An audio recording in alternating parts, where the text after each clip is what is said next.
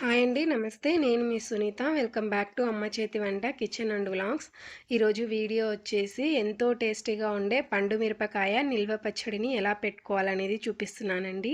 నేను చూపించే ఈ పద్ధతిలో కనుక పండు మిరపకాయ నిల్వ పచ్చడి పెట్టారంటే సంవత్సరం పాటు నిల్వ ఉంటుంది. అలాగే ప్రతి ఒక్కరు కూడా వెయిట్ ప్రకారం చెప్తూ ఉంటారు కదా! ఇక్కడ నేను వచ్చేసి వెయిట్ ప్రకారం అలాగే కప్పు కొలతలతో సహా కూడా చెప్తున్నానండి. మన అమ్మలు, అమ్మమ్మలు వాళ్ళకి ఎక్కువగా కప్పు కొలతలతోటి పెట్టేవాళ్ళు కదా! ఆ విధంగా పాత పద్ధతిలో కూడా చెప్తున్నాననమాట. చాలా అంటే చాలా సింపుల్‌గా మరి ఎంతో టేస్టీగా, సింపుల్‌గా సంవత్సరం పాటు నిల్వ ఉండే ఈ పండు మిరపకాయ నిల్వ పచ్చడిని ఎలా పెట్టుకోవాలో ఇప్పుడు చూద్దాము. దానికోసం ఇక్కడ నేను అరకిలో దాకా పండు మిరపకాయల్ని తీసుకున్నానండి. ఈవినింగ్ టైం మార్కెట్ నుంచి తీసుకొచ్చిన వెంటనే శుభ్రంగా కడిగి ఆరబెట్టాననమాట. ఆరిన తర్వాత తొడిమెలు తీసుకోవాలండి. మనం ముందే కడిగి తొడిమెలు తీసాము అంటే పండు మిరపలోకి వాటర్ ఎళ్తుంది. పచ్చడి అనేది ఎక్కువ రోజులు నిల్వ ఉండకుండా బూజొస్తుందనమాట. సో, ఈ విధంగా కడిగిన తర్వాత, ఆరిన తర్వాతనే తొడిమెలు తీసుకోండి. అలాగే పండు మిరపకాయని ఎంచుకునేటప్పుడు ఇలా బాగా ఎర్రగా కండగలిగింది ఎంచుకోండి. గింజలు కూడా లోపల బాగా గట్టిగా ఉన్న పండు మిరపని ఎంచుకున్నామంటే ఎక్కువ కారం ఉంటుంది, ఎక్కువ రోజు నిల్వ ఉంటుంది. టేస్ట్ కూడా చాలా బావుంటుంది. తాజాగా ఉన్న పండు మిరపకాయని చూసి గింజ గట్టిగా, కండ ఎక్కువగా ఉన్న మిరపకాయను తీసుకోండి. ఇలా తీసుకున్న ఈ మిరపకాయన్ని ఇలా చిన్న చిన్న ముక్కలుగా కట్ చేసుకోండి. మీరు గ్రైండర్‌లో వేసే పాటైతే డైరెక్ట్‌గా వేసుకోవచ్చండి. మిక్సీలో వేసే పాటైతే ఇలా చిన్న చిన్న ముక్కలుగా కట్ చేసుకున్నామంటే కొంచెం కోర్స్‌గా మిక్సీ పట్టుకోవడానికి వీలుగా బావుంటుంది. సో, అన్నిటిని కూడా ఈ విధంగా చిన్న చిన్న ముక్కలుగా కట్ చేసుకోండి. ఒక 3-4 మిరపకాయలని ఇలా పట్టుకొని ఇలా ఈ సైజులో ఇలా చిన్న సైజులో కట్ చేసి పెట్టుకోండి. ఇదే విధంగా అన్నిటిని కూడా కట్ చేసుకోండి. ఇక్కడ నేను కప్పు కొలతలతో చెప్తానన్నాను కదా! ఆల్రెడీ నేను తీసుకున్న పండు మిరపకాయలు మార్కెట్ నుంచి తెచ్చేటప్పుడే అరకిలో దాకా తీసుకొచ్చానండి. ఒక 4, 5 మిరపకాయలు ఎక్కువగా ఉంటాయి. అంతే అనమాట. సో, ఈ అరకిలో పండు మిరపకాయలని ఇలా చిన్న చిన్న ముక్కలుగా కట్ చేసిన తర్వాత ఏదైనా ఒక కప్పు తీసుకోండి. లేదంటే అందరి ఇళ్లల్లో ఇలాంటి మెజరింగ్ కప్స్ అయితే ఉంటాయి కదా! ఆ కప్పునైనా తీసుకోండి. మీరు ఏ కప్పు తీసుకున్నా సరే, మీరు తీసుకున్న పండు మిరపకాయలు 4 కప్పులు వచ్చేటట్టు చూసుకోండి. మనం పెద్ద కప్పు తీసుకున్నా, చిన్న కప్పు తీసుకున్నా, మీరు పండు మిరపకాయలు అరకిలోనో, కిలోనో తీసుకొనుంటారు కదా! ఎన్ని కిలోలు తీసుకున్నా సరే, దానికి తగ్గట్టుగా 4 కప్పులు వచ్చేటట్టు కప్పు సైజ్ అనేది కొంచెం పెద్దగా, చిన్నగా చూసుకొని, ఈ విధంగా 4 కప్పులు కొలిచి తీసుకోండి. సో, ఇలా 4 కప్పుల తర్వాత ఇవిన్ని కొన్ని అయితే ఉన్నాయండి. ఆల్రెడీ వాళ్ళు తూకం వేసేటప్పుడు కొంచెం ఎక్కువగా వేస్తారు కదా! సో, అందుకనేసి ఈ కొన్ని సరిపోతుంది. తర్వాత ఇప్పుడు చింతపండు కూడా చూపిస్తాను చూడండి. ఇక్కడ వెయిట్ ప్రకారం అలాగే కప్పు కొలతతో కూడా చూపిస్తాను. అరకిలో పండు మిరపకాయలకి 125 గ్రామ్స్ చింతపండు అయితే పడుతుందండి. పండు మిరపకాయలు చప్పగా ఉన్నాయి అంటే 100 గ్రామ్స్ సరిపోతుంది. పండు మిరపకాయలు బాగా ఘాటుగా, కారంగా ఉన్నాయంటే 125 గ్రాములు పడుతుంది.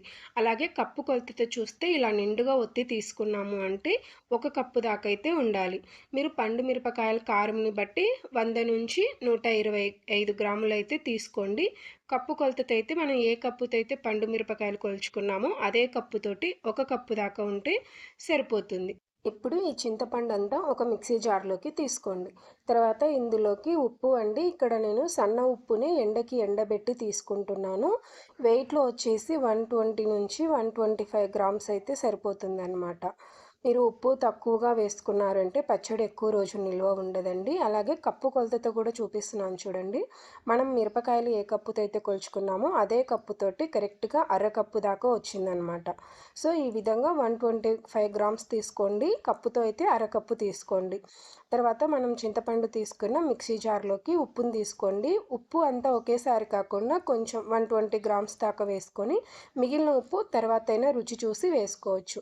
తర్వాత ఈ చింతపండు అంతా కూడా మెత్తగా నలిగేటట్టు మిక్సీ పట్టి తీసుకోండి. పండు మిరపకాయలు వేసి మనం మిక్సీ పట్టామంటే మెత్తగా నలగదనమాట. ఎందుకంటే మనం చింతపండుని కూడా ఎండకి ఎండబెట్టి వేసుకుంటాం కాబట్టి. సో, ఈ విధంగా మిక్సీలో వేసుకొని ఇలా కాస్త కోర్స్‌గా మిక్సీ పట్టి తీసుకోండి. తర్వాత మనం సన్నగా కట్ చేసి పెట్టుకున్న ఈ పండు మిరపకాయల్ని ఒకేసారి అన్నీ కాకుండా సగం సగం తీసుకుంటూ మరీ మెత్తగా కాకుండా కాస్త కోర్స్‌గా అయితే మిక్సీ పట్టుకొని తీసుకోండి. ఇక్కడ చూపిస్తున్నా చూడండి వీడియో క్లిప్‌లో ఈ విధంగా బాగా మిక్సీ పట్టుకోవాలనమాట. సో, ఈ విధంగా మిక్సీ పట్టుకున్న తర్వాత ఇప్పుడు దీన్ని ఒక మిక్సింగ్ బౌల్‌లోకి తీసుకోండి. ఇలా తీసుకున్న తర్వాత మిగిలిన పండు మిర్చిని కూడా అదే మిక్సీ జార్లోకి తీసుకొని వీటిని కూడా కాస్త కోర్సుగా మిక్సీ పట్టి తీసుకోండి.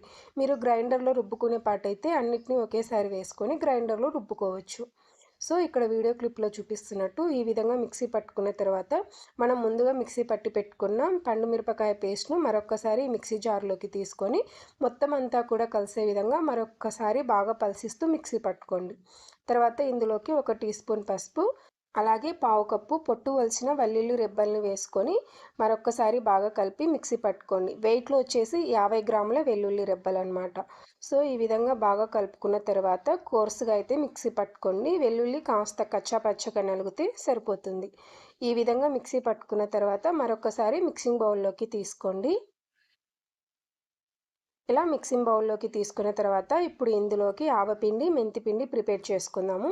ఇక్కడ నేను కాస్త ఎక్కువగానే ఆవాలనేది వేపి తీసుకుంటున్నానండి. ఇలా 1 కప్పు దాకా ఆవాలన్నీ వేపుకున్నామంటే మనం ఈ సీజన్లో పెట్టుకునే పచ్చళ్ళన్నిట్లోకి కూడా ఈ విధంగా ఆవపిండి, మెంతిపిండిని ప్రిపేర్ చేసుకొని ముందే పెట్టుకున్నామంటే ఎప్పుడు కావాలంటే అప్పుడు వేసుకోవచ్చు అనమాట. అలాగే రెగ్యులర్గా మనం కర్రీస్ చేస్తూ ఉంటాం కదా, ఆ కర్రీస్లో కూడా ఇలా ఆవపిండి, మెంతిపిండి వేసుకున్నామంటే కూరలు కూడా చాలా టేస్ట్ ఉంటాయి అన్నమాట. సో ఈ విధంగా ఒక్కొక్క కప్పు తీసుకొని మంటని లో ఫ్లేమ్లో పెట్టుకొని బాగా గింజ లోపల దాకా వేపుకొని ఒక ప్లేట్లోకి తీసుకొని పూర్తిగా చల్లారనివ్వండి. ఇవి వేపోయేలోపు మెంతులు అనేవి పూర్తిగా చల్లారిపోయాయండి. ఇవన్నిటిని కూడా ఒక మిక్సీ జార్లోకి తీసుకొని మెత్తటి ఫైన్ పౌడర్ లాగైతే మిక్సీ పట్టుకొని తీసుకోవాలి. ఇక్కడ వీడియో క్లిప్లో చూపిస్తున్నాను చూడండి. ఈ విధంగా మెత్తటి ఫైన్ పౌడర్ లాగా మిక్సీ పట్టుకొని ఏదైనా ఒక జాడి సీసాలోకి తీసుకొని చల్లారిన తర్వాత మూత పెట్టుకున్నామంటే ఈ సీజన్లో మనం పెట్టుకునే పచ్చళ్ళల్లోకి అన్నిటిలోకి కూడా తగినంత వేసుకొని కలుపుకోవచ్చు అనమాట. ఇదే విధంగా ఆవాల్ని కూడా మిక్సీ పట్టుకొని తీసుకోండి. సో వీటిని కూడా ఈ విధంగా ఫైన్ పౌడర్ లాగా మిక్సీ పట్టుకొని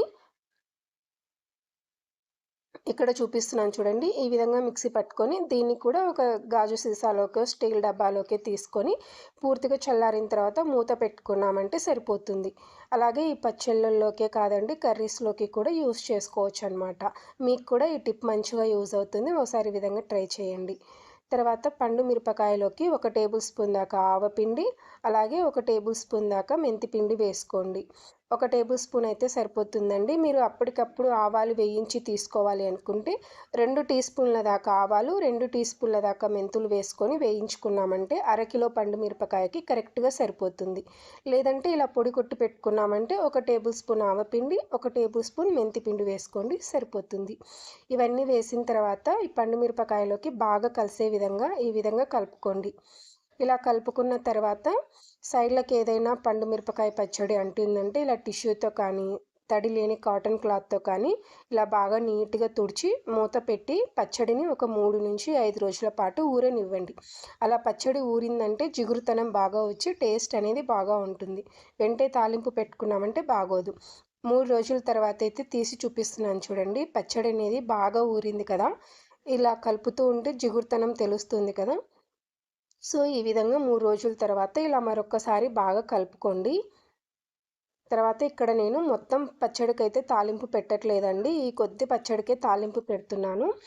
ఇలా మిక్సీ పట్టి పెట్టుకున్న ఈ పచ్చడిని ఏదైనా జాడీలోకి లేదా గాజు సీసాలోకి తీసుకున్నామంటే సంవత్సరం పాటు నిల్వ ఉంటుంది. మనకి ఎప్పుడు కావాలనుకుంటే అప్పుడు మనకి తగినంతగా ఈ విధంగా తీసుకొని తాలింపు పెట్టుకోవచ్చండి. కొద్ది క్వాంటిటీలో చేసుకున్న వారైతే మొత్తం కూడా తాలింపు పెట్టుకోవచ్చు. నేనైతే ఇక్కడ కొద్దిగానే తాలింపు పెడుతున్నాను. ఇప్పుడు స్టవ్ పైన కడాయి పెట్టుకొని అందులోకి పావు కప్పు దాకా ఆయిల్ వేసుకోండి. టీ స్పూన్లలో వచ్చేసి 4 టేబుల్ స్పూన్లు అనమాట. తర్వాత 1 టీ స్పూన్ శనగపప్పు, 1 టీ స్పూన్ మినప్పప్పు, 1 టీ స్పూన్ ఆవాలు, 1 టీ స్పూన్ జీలకర్ర ఇవన్నిటిని కూడా వేసుకొని ఒకసారి బాగా కలుపుకోండి. ఈ తాలింపు అనేది కొంచెం వేగిన తర్వాత 4 ఎండుమిర్చిని ఇలా చిన్న చిన్న ముక్కలుగా కట్ చేసి వేసి 2 రెమ్మల కరివేపాకుని కూడా వేసి ఈ కరివేపాకు అంతా కూడా బాగా క్రిస్పీగా వేగేంత వరకు బాగా ఫ్రై చేసుకున్న తర్వాత 1 టీ స్పూన్ ఇంగువ వేసుకోండి. ఇంగువ వేసుకోవడం వల్ల మంచి అరుగుదల ఉంటుంది. స్మెల్ అయినా టేస్ట్ అయినా చాలా బాగుంటుంది. తర్వాత ఇక్కడ నేను 2 టేబుల్ స్పూన్ల పండు మిరపకాయ మాత్రమే వేస్తున్నానండి. మీరు కావాలనుకుంటే అంతకి తాలింపు పెట్టుకోవచ్చు. అరకిలో పండు మిరపకాయకు తాలింపు వచ్చేసి 250 గ్రామ్స్ ఆయిల్ అయితే సరిపోతుంది. అంటే మనం తీసుకున్న కప్పుతోటి ఒక కప్పు తీసుకున్నామంటే కరెక్ట్‌గా సరిపోతుంది. అలాగే గ్రౌండ్ నట్ ఆయిల్ కానీ, నువ్వుల నూనె కానీ తీసుకోండి. పచ్చళ్ళకి ఎక్కువ రోజు నిల్వ ఉండటానికి బావుంటుంది. ఇలా వేడి మీద కలుపుకున్న ఈ పచ్చడి కూడా సంవత్సరం పాటు నిల్వ ఉంటుందండి. ఎందుకంటే పాత రోజుల్లో నేను ఇదే పద్ధతిలో పెట్టేదాన్ని కాబట్టి నాకు తెలుసు. ఇలా వేడి వేడి మీద కలుపుకుంటే ఎక్కువ రోజు నిల్వ ఉండదు కదండీ అని అంటూ ఉంటారు. మరేం లేదండి, ఒకసారి ఈ విధంగా ట్రై చేసి కొంచెం తీసి పెట్టండి. సంవత్సరం తర్వాతైనా చూడండి, ఖచ్చితంగా నిల్వ ఉంటుందన్నమాట. సో, ఈ విధంగా మీరు కూడా ఈసారి ట్రై చేయండి. ట్రై చేశాక మీకు ఎలా కుదిరిందో మీ ఫీడ్‌బ్యాక్‌ని కామెంట్ సెక్షన్‌లో నాతో షేర్ చేసుకోవడం అస్సలు మర్చిపోకండి. అలాగే వీడియో నచ్చితే ప్లీజ్ లైక్ చేసి మీ ఫ్రెండ్స్ అండ్ ఫ్యామిలీస్‌కి షేర్ చేయండి. ఇలాంటి మరెన్నో మంచి వీడియోస్ కోసం మన ఛానల్‌ని సబ్స్క్రైబ్ చేసుకోండి. Thanks for watching. Thank you all.